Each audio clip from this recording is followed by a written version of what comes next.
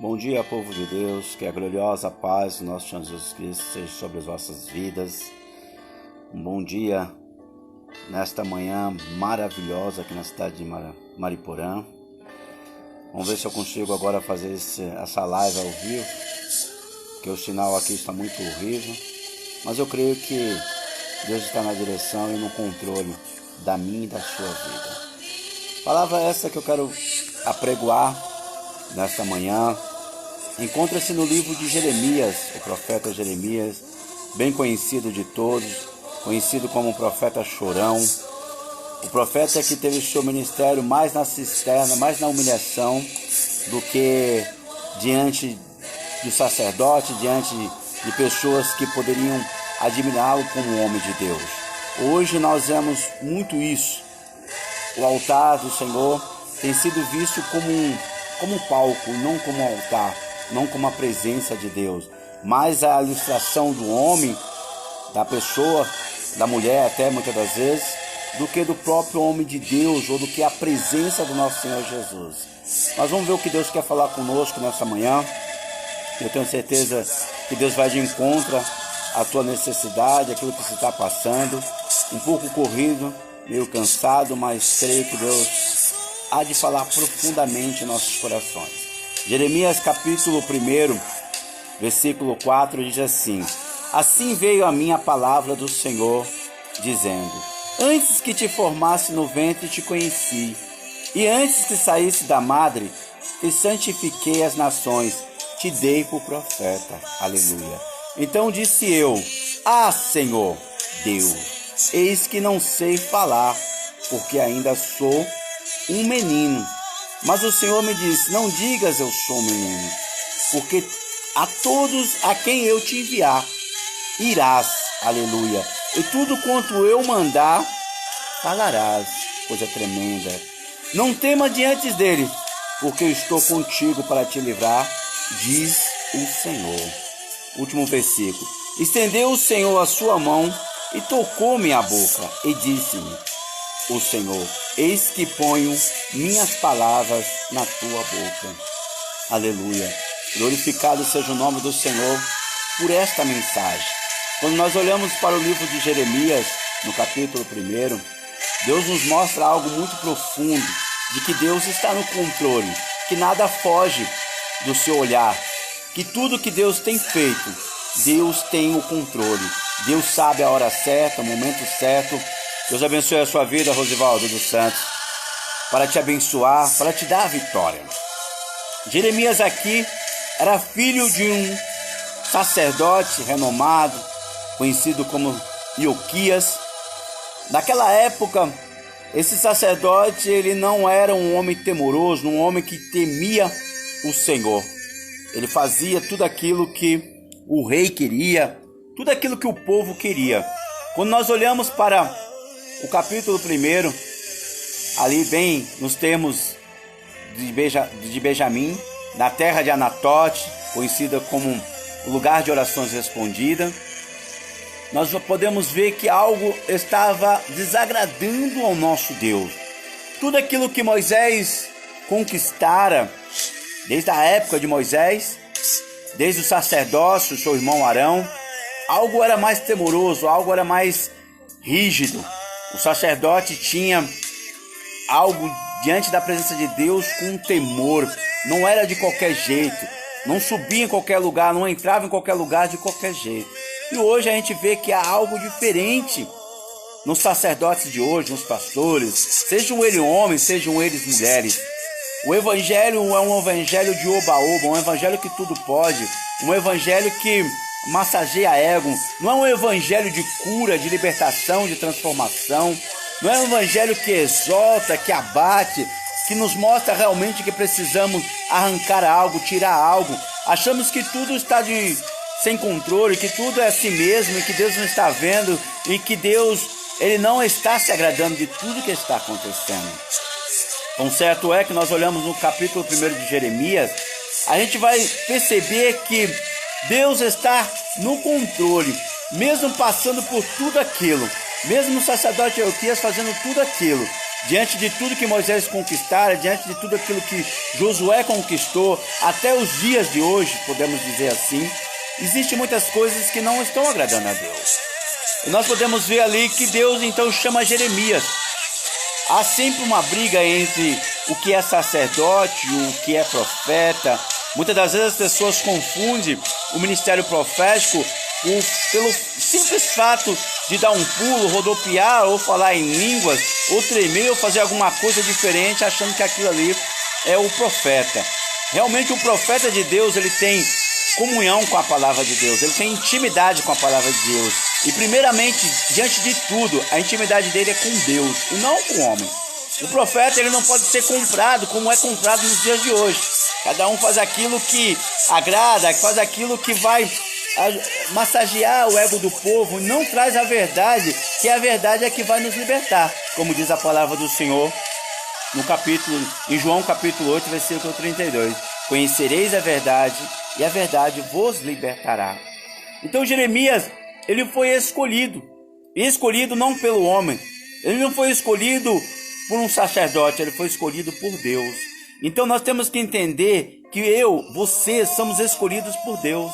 Nós temos que entender que as coisas do Senhor, a palavra do Senhor, ela é verdadeira. Não podemos ficar brincando de pastor, brincando de homens e mulheres de Deus. As coisas do Senhor são sérias. Pessoas estão sofrendo aí fora. Nós já estamos terminando. Este ano já está indo embora. E o ano que vai vir, de 2020, como será?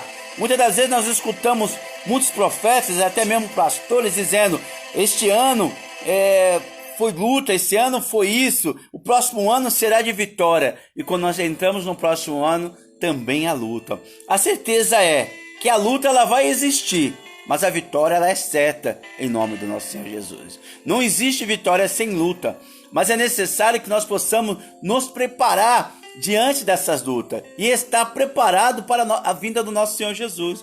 É errado quando falamos, eu volto a frisar de novo, quanto muitas vezes eu ouço pastores e até mesmo sacerdotes, não quero citar nome nem de denominações, muito pelo contrário, eu quero falar da palavra de Deus, mas ouvimos muitos dizer assim: olha, você tem que se preparar para a vinda do Senhor Jesus. Está errado isso. Você tem que estar preparado para a vinda de Jesus, porque quando Jesus voltar, não vai dar tempo de você se preparar.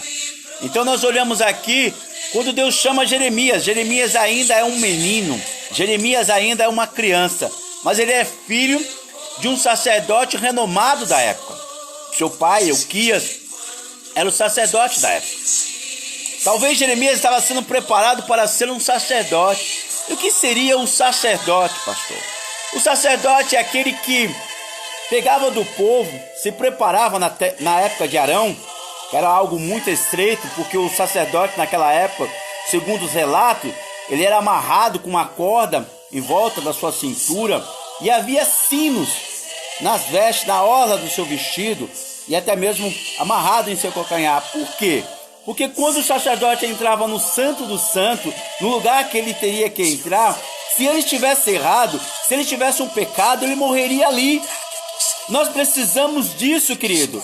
Precisamos ter um temor das coisas do Senhor, temor quando subimos no altar para pregar a palavra de Deus como ela é. Sendo a verdade, não importa quem vai doer, a palavra do Senhor ela tem que abater, ela tem que fazer o que lhe apraz. A palavra do Senhor ela não voltará vazia, ela antes fará o que lhe apraz. Então nós temos que entender as coisas de Deus. Naquela época o sacerdote era dessa maneira, um temor, um preparo para ir buscar diante do Senhor as petições, as orações, aquilo que o povo necessitava, aquilo que o povo precisava. O sacerdote entrava lá no Santo dos Santos, orava ao Senhor e o Senhor dava a resposta. E se o sacerdote estivesse diante da presença de Deus, quando ele andava, o barulho dos sinos dava para se ouvir. Caso ele estivesse errado e não tivesse o barulho do sino, não escutasse mais nada, ninguém poderia entrar no Santo dos Santos para poder tirá-lo. Teriam que puxar com uma corda. Olha só como que o negócio era temoroso. Olha como que as coisas do Senhor não é de brincadeira. E nos dias de hoje o negócio está diferente. Então o sacerdote é isso. Ele pega do povo e leva a Deus. e espera a resposta. O profeta não. O profeta recebe de Deus e entrega ao povo. Só que o profeta de Deus, ele entrega aquilo que Deus está mandando. É interessante, querido, que quando nós olhamos para o contexto do capítulo 1 de Jeremias, Deus abençoe a sua vida, amor. Um grande abraço, dê um abraço no seu marido também. Nós podemos ver aqui algo sobrenatural. O que, por exemplo? Quando Deus chama Jeremias, Jeremias chega para o Senhor e diz assim: eu sou um menino, eu passo de uma criança. Parece que Jeremias está dando uma desculpa, mas não. Jeremias, ele via que a responsabilidade era muito grande. E é isso que nós precisamos entender. A responsabilidade das coisas para com Deus é grande. Não podemos fazer as coisas de qualquer jeito. Não podemos abrir um culto simplesmente porque as pessoas estão confundindo o que é um culto, o que é uma igreja. Acha que a igreja é um púlpito lá em cima do altar, um pastor que vai pregar, a igreja cheia e acabou. Não. A igreja do Senhor, ela tem que ter temor. A igreja do Senhor, ela tem que ter lágrima. A igreja do Senhor tem que ter adoração. A igreja do Senhor tem que ter palavra. A igreja do Senhor tem que ter a presença do Espírito Santo de Deus. Sem a presença do Espírito Santo de Deus, não podemos fazer nada, não podemos dar um passo. Lembra de Davi? Quando Davi chegou para reinar, a arca, na época, a arca da aliança, ela representava a presença de Deus. E Davi não aceitou sentar no trono sem a presença de Deus. Por mais que ele ainda não tivesse intimidade, por mais ainda que ele não conhecesse, muitas das vezes somos nós, estamos dentro da igreja e ouvimos palavras, e muitas das vezes palavras que só massageiam o ego. Quando você sai dali, você vai para a sua casa, você retorna para a sua rotina, você está vazio, você está com depressão, você está chateado, você está triste, sem perspectiva, sem vontade. Você não tem incentivo, você não consegue falar de Jesus para uma outra pessoa, porque você muitas das vezes está passando por um deserto que só você e Deus sabe. Mas o importante é que Deus sabe o deserto que você está passando. Deus sabe a luta que você está enfrentando. E quando eu olho para esse contexto de Jeremias, eu vejo que o Senhor estava no controle. Deus permitiu sim, Deus está permitindo, preste bem atenção. Deus está permitindo tudo isso que está acontecendo. Seja bom, seja mal, tudo isso que está acontecendo é permissão de Deus. Deus está permitindo tudo isso, mas vai chegar uma hora em que Deus vai estreitar, vai chegar uma hora que Deus vai balançar, vai chegar uma hora que não vai ficar pedra sobre pedra, vai chegar uma hora em que Deus vai mostrar quem são os seus, vai mostrar a diferença entre o justo e o injusto, vai mostrar a diferença entre aqueles que servem a Deus e aqueles que não servem. Porque Deus, ele sabe, querido. O homem pode enganar quem ele quiser. O altar pode enganar quem ele quiser. Mas a Deus ninguém engana. A palavra de Deus, ela tem que ser pregada na verdade. A palavra de Deus não precisa de maquiagem. A palavra de Deus não precisa de ilustrações. A palavra de Deus não precisa de luzes. A palavra de Deus precisa ser falada, pregoada pelo Espírito, na direção, para que ela vá de encontro ao seu coração e modifique, arranque esse pecado, arranque essa enfermidade. Precisamos acordar e despertar. Então eu vejo aqui Jeremias falando: eu passo de um menino, de uma criança. E Deus já logo repreende ele: não diga que tu és uma criança, porque aonde quer que eu te enviar, tu irás, e tu falarás o que eu te mandar. Querido, se você está na direção de Deus, se Deus está no controle da sua vida, você tem que estar preparado para fazer aquilo que Deus está mandando e não aquilo que o homem quer. Você tem que abrir a tua boca para falar o que Deus quer e não o que o homem quer. Muitas das vezes, querido, nós passamos por momentos difíceis, por momentos de luta, por momentos que às vezes parece que a gente quer desistir, quer voltar para trás. E Jeremias, então, falando com Deus, algo me chama muita atenção, que naquele momento em que Jeremias falava, eram as palavras de Jeremias, querido. Era o que Jeremias pensava. Muitas das vezes, as tuas palavras, a tua oração, muitas das vezes parece que não chega no céu, parece que Deus não está vendo o que você está passando. É engano, Deus sabe tudo o que você está passando. Pastor, então por que Deus não muda a minha vida? Por que Deus não muda o meu quadro? Por que Deus não me transforma? Por que Deus não me tira dessa situação? Por que Deus não visita o meu marido? Por que Deus não visita a minha esposa, os meus filhos? Por que Deus não me abre uma porta de emprego? Porque você ainda não está preparado para isso. Porque muitas das vezes, querido, nós recebemos os milagres do nosso Senhor, recebemos as vitórias do nosso Senhor e esquecemos de nosso Deus, esquecemos das coisas que Deus tem feito.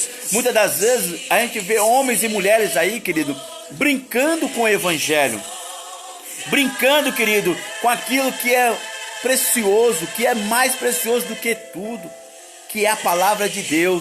Deus abençoe a sua vida, Andressa, minha prima, né?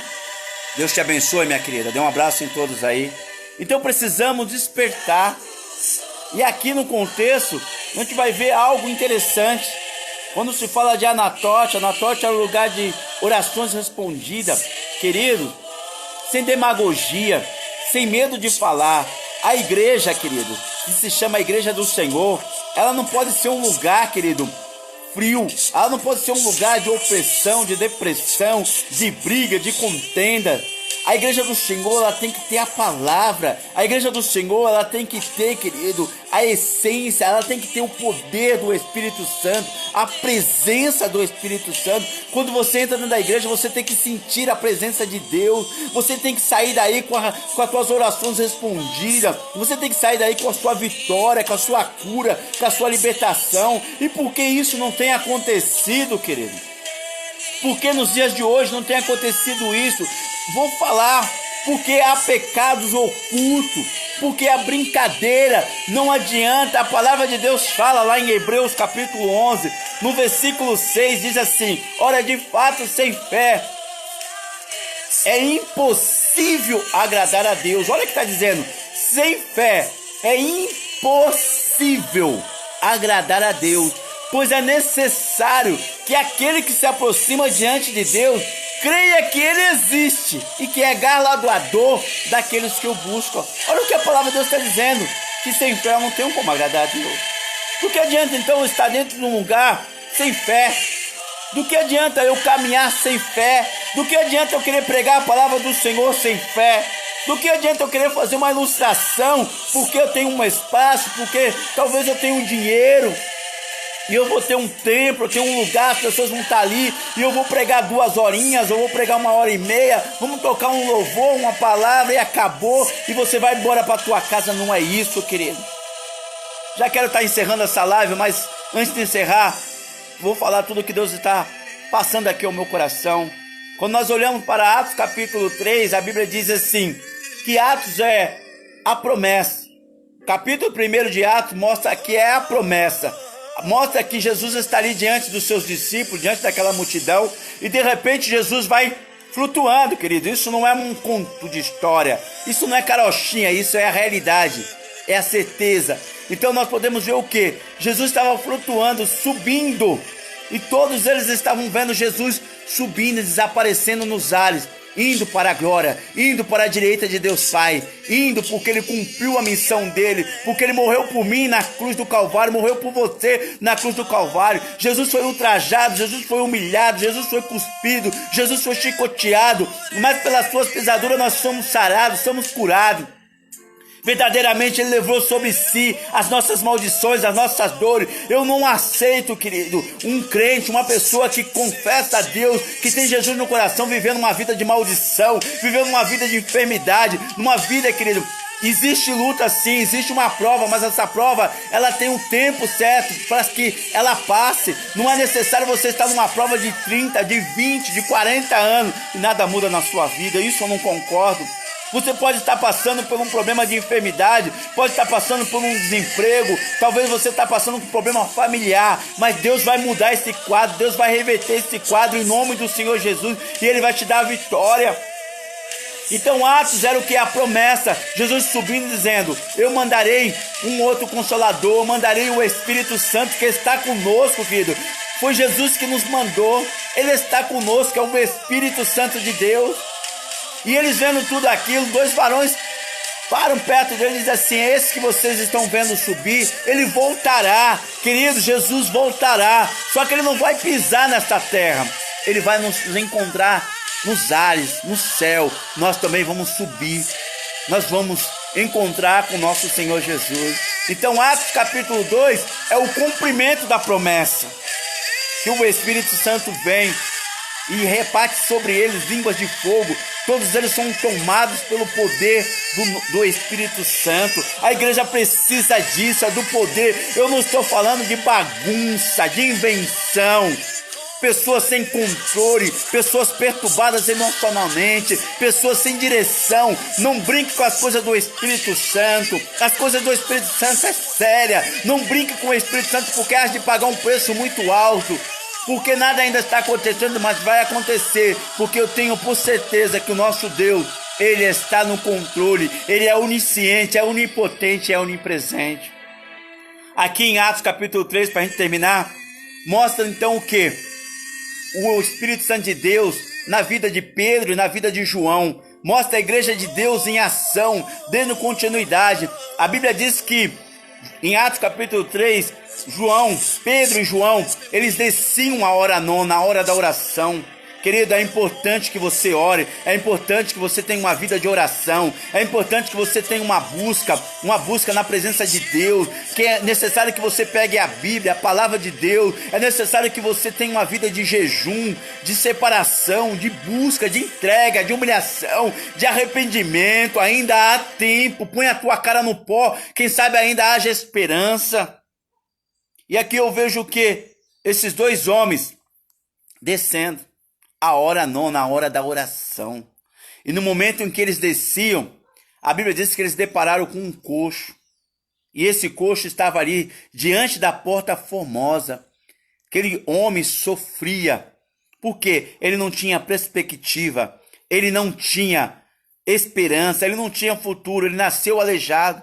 E me chama a atenção agora para você entender quando eu estou falando de igrejas muito grandes, de dinheiro, isso e aquilo, que as pessoas se preocupam mais com isso do que com o poder de Deus. A Bíblia diz que aquele homem estava diante de uma porta formosa, uma porta que era coberta toda de bronze e brilhava como ouro. Portas dentro daquela igreja eram revestidas de prata e de ouro. Era uma igreja muito bonita, era um templo muito bonito, mas aquele homem estava na porta. E a Bíblia diz que Pedro vindo, e aquele homem fitando os olhos em Pedro e em João, e me chama muita atenção isso, Pedro olhando para aquele coxo, aleluia, e Pedro sabia que ia acontecer algo, eu tinha certeza, porque Pedro e João estavam cheios do Espírito, homens de comunhão, homens que estavam na presença de Deus.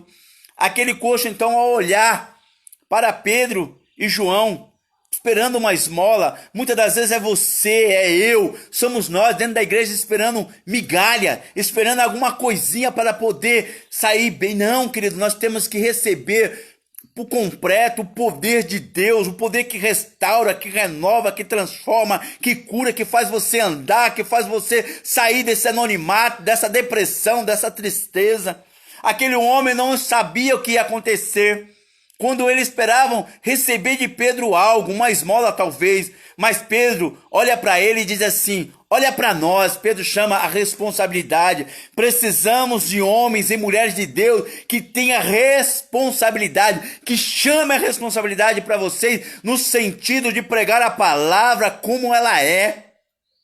E Pedro fala assim para aquele coxo, olha para nós, não temos nem ouro e nem prata, mas o que nós temos, nós te damos. Em nome de Jesus, o Nazareno, levanta e anda. A Bíblia diz que Pedro ainda estendeu a mão. É necessário, Deus abençoe a sua vida, meu querido irmão Hélio. Dê um grande abraço na Ediana aí, seu filho.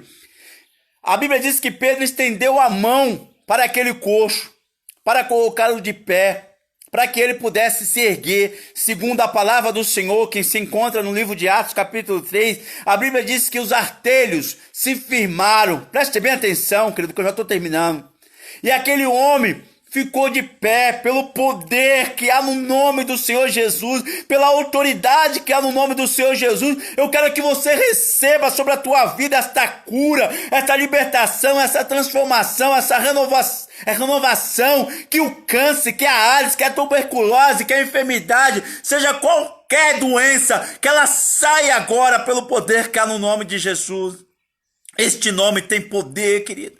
Pedro deu isso àquele homem, e aquele homem se colocou de pé. Todos estavam dentro da igreja, todos estavam dentro do tabernáculo, dentro do templo. estavam ali. Quando aqueles homens olham para a porta, ele reconhece, olha lá na palavra que você vai entender no capítulo 3, eles reconhecem que aquele coxo era o que estava sentado à porta. Mas aí a Bíblia diz o quê? Que aquele coxo entra dentro do templo saltando, pulando e glorificando a Deus, querido. Por quê? Por causa do milagre, do poder de Deus. É disso que nós precisamos. É do poder de Deus, querido. Deus não é contra você ter prosperidade. Deus não é contra você ter um carro, uma casa, ter um bom emprego sucedido. Não. Mas nós precisamos, querido, é da presença de Deus. Precisamos acordar, despertar. Não adianta multidões e multidões e multidões sem a presença de Deus. Não adianta templo bonito se não tem a presença de Deus. É melhor você estar num barraquinho, num lugar de 8, 10, como a Arca de Noé, mas ter a presença de Deus no nosso meio. É isso que nos importa, é isso que precisamos para despertar a nossa família, a nossa parentela, as pessoas que estão próximas da gente. Não podemos deixar o evangelho do jeito que ele está, um evangelho de oba-oba, as pessoas brincando como porta dos fundos, brincando com a palavra de Deus. Eu quero te dizer uma coisa, meu irmão, minha irmã, família, homens de Deus: creia no Senhor Jesus e será salvo tu e a tua casa. Busque a palavra do Senhor. Ainda há tempo para o arrependimento. Ainda há tempo para buscar a presença de Deus.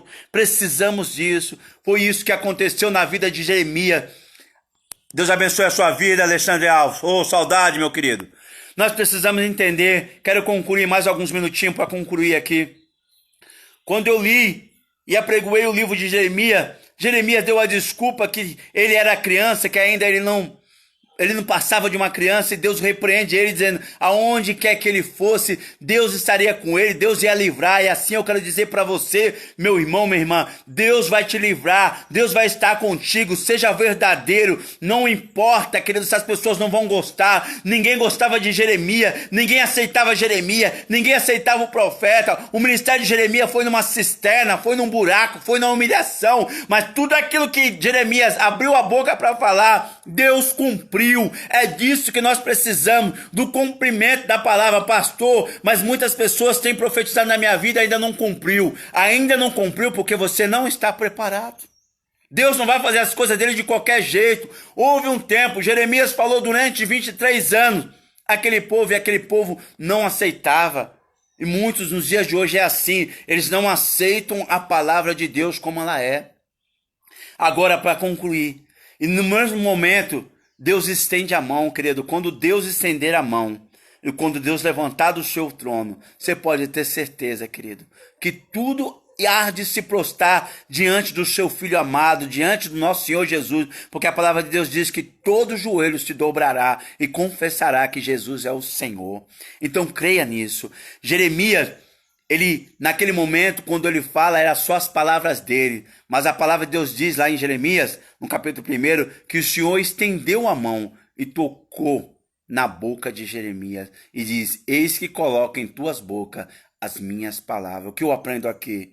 No momento em que você aceitou Jesus, as palavras de Deus estão dentro de você. No momento em que você tomou uma posição como pastor, como homem, como mulher. Eu não quero falar título, querido. Não quero falar título, seja pastor, seja bispo, seja apóstolo, isso aí não importa. O que importa, querido, é se verdadeiramente o homem que está no altar, ele está com a presença de Deus. Ele tem a palavra de Deus para passar ao povo de Deus como ela é. É isso que importa. Então, se você for chamado para isso, você tem a palavra de Deus. Não deixe que a palavra do homem, não deixe que a palavra da emoção tome conta, mas deixe que a palavra de Deus invada dentro da igreja, o seu coração, as vidas das pessoas, que elas venham de encontro, que as pessoas possam ser consumidas, que elas possam ser transformadas pelo poder da palavra de Deus. Amém?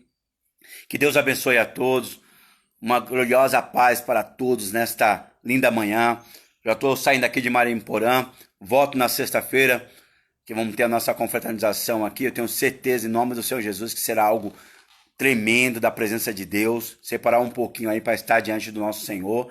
E eu quero agradecer a todos. Desculpe algumas coisas, estou meio cansado, mas não poderia deixar de passar a palavra de Deus como ela é. Amém? Deus abençoe a todos, que tiraram este momento, esse pouquinho, para ouvir um pouco da palavra de Deus. Amém? Deus abençoe a todos. Um Feliz Natal, um próspero Ano Novo, com a certeza que a partir de agora, a partir desse momento, vamos estreitar mais a nossa vida diante de Deus. Vamos tirar aquilo que está largo, vamos tirar aquilo que está impedindo Deus de operar grandes coisas em nossas vidas. Amém? Deus abençoe a todos, que Deus esteja no controle de tudo, da sua vida familiar, sentimental e profissional. Deus abençoe.